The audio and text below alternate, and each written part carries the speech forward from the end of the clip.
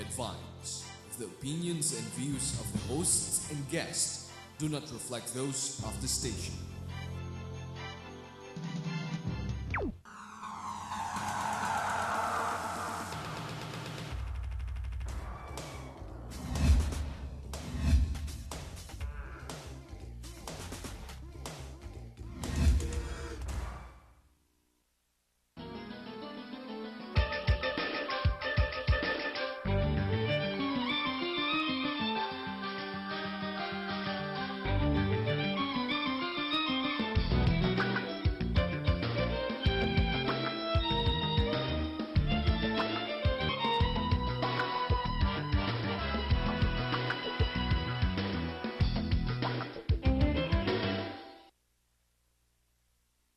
Magandang umaga po sa inyo. Welcome to our show, Usap ang Kalusugan. I'm back here with you together with my kapatid dito na si Brother Vic Chua, ang trustee ng Philippine College for the Advancement in Medicine, at saka ang ating pong panauhin sa umagang ito, a very distinguished doctor, si Dr. Rogelio D. Salindong, na Integrative Medicine Specialist. Whatever that means. Di ba, paliliwanag mo naman, di ba, Doc? So, mapag-usapan natin maraming mga bagay po na mahalaga sa ating kalusugan. At today, we will do a little bit of a focus on something which afflicts a lot of people na may edad na, at marahil meron kayong kasama sa bahay dyan na magulang o mga lolo at lola na kung minsan mainitin ang ulo, kung minsan kung hindi magandang magsalita, etc. Marahil sa umagang ito, maunawaan natin at matutuhan natin din kung paano natin sila matutulungan at ano ang mga intermediation na maaaring magawa para they will have a better lifestyle. Okay, Dr. Roger. Pwede ka bang tawagin Dr. Roger? Opo, yun po ang tawag sa akin, Doc Roger. Doc Roger. Okay, Doc Roger. Ano ba ang integrative medical specialist na linya mo? Okay. Ako po isang medical practitioner. Doktor din po siya, ha? Opo. So, to that, I belong to the allopathic medicine. No, ito po yung traditional na Western-based. Western, allopathic. So, yan po yung mga tawag nila. No? With integrative medicine, ito po yung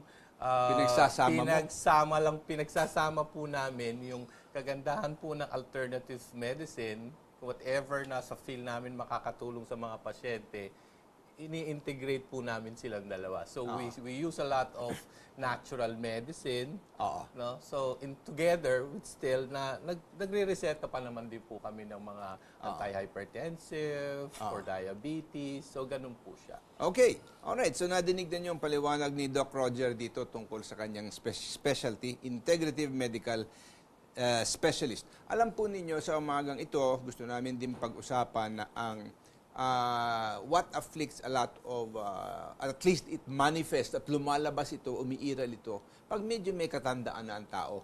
Although, I understand that now they're seeing evidence of Alzheimer's manifesting in very young people. Yes. Which, is it possible for us to conclude, Doc Roger, na ang full manifestation ng symptoms, usually, pagka medyo matanda na tayo, pero matagal na nag-umpisa yung problemang yan, hindi lang napapansin. Tama po kayo dyan, Sir Ramon. Hindi Ray na lang sa akin. Ray. Sir.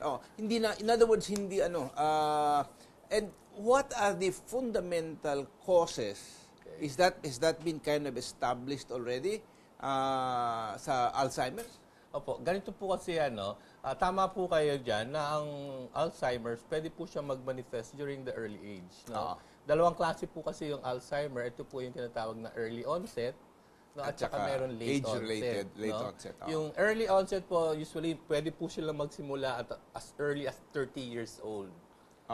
At most of the time, sinasabi po nila, ito po inherited. No? Naniniwala ka ba doon? Do you believe that is a genetic predisposition?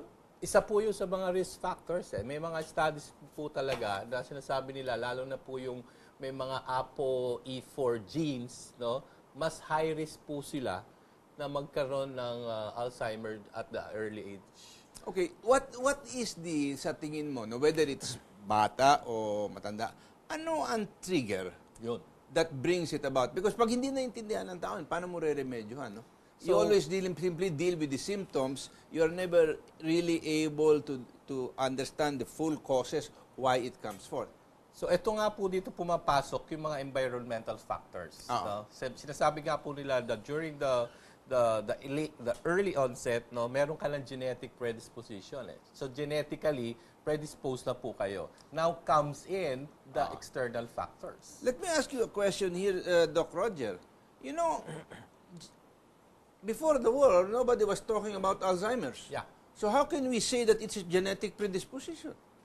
Ang ano nga po dito ngayon, these are mga new studies, no? Especially the ApoE4 genes, no? Pero yun nga po ang inilalaban po ng mga alternative practitioner na ito po yung dito nagkakamali ang mga allopathic doctors na ang Alzheimer po is not genetic and it's not preventable. Kasi yan ang sinasabi nila na up to now, marami nang namamatay, pero still walang prevention, walang cure, and it cannot be stopped. Yun nga po ang sinasabi ng mga alternative na hindi po ito totoo. Alright, some people have brought about that a lot of the problems probably with early onset of Alzheimer's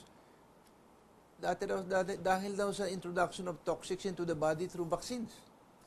It might destroy the gene that you are saying that's causing the expression for them to conclude that it's genetic. Opo, ito po kayo yung pumapasok yung mga studies with alternative medicine. No?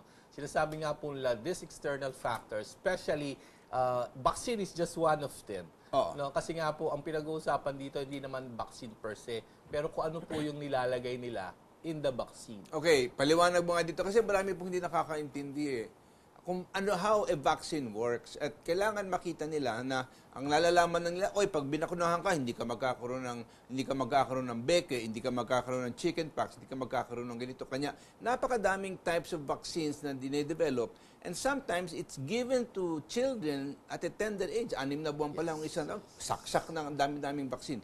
Ano ba ang prinsipyo sa likod ng vaccination that makes people think it works? Ganito po yan. No? Ang vaccine po kasi, ang binibigay natin yan, pag in-injection po natin yan, ang tawag po namin dito ay attenuated viruses. Ito po yung talagang actual live viruses na pinahina lamang po. Isasaksak ngayon sa katawan. Ipapasok po yan sa katawan, lalo na ng mga bata, ng mga elderly. No? Which of course raises a question that the immune system of a child is immature. Sasaksakan mo ngayon ng bakuna. And I don't know, but I've read also quite a few studies that say that it creates a lot of problems. In other words, when you are vaccinated, there is no 100% assurance you won't get the disease. Tama po kayo dyan. Okay? Pero anong porsyento yun? Wala din po. Ayun. Ano naman ang porsyento nung nagkakasakit dahilan sa vaccination? Of course, all the pharmaceuticals will try to cover it up and not say that na dahil doon, no? Ito nga po yung mga lumalabas ngayon, kung mapupunan nyo to, na tumaas almost 300-fold ang number of autism sa buong mundo. Before, autism was a rarity. Was never an issue. Wala po yan dati. Sabi nga noon, dati 1:2, 1:20. Now, it's 1:150 na mga bata ngayon na lumalabas, especially sa Amerika, Maski na rito, because the vaccination theory is also very deep here. Alam mo, meron ako isang kaibigan, ganun. Her baby was normal. It was a boy who's now 15. Normal. After 6 or 7 months, binakunahan. He was developing normally, nag-uumpisa magsalita. 6 months after the vaccination, tumigil magsalita ang bata. Tama po kayo dyan. Ito po nga po yung theory of yung mercury toxicity, kung narinig nyo na po yan. No? Isa po kasi sa sangkap ng vaccines, no, ay nilalagyan po nila ng thimerosal. Itong thimerosal po is a modified form ng vaccine.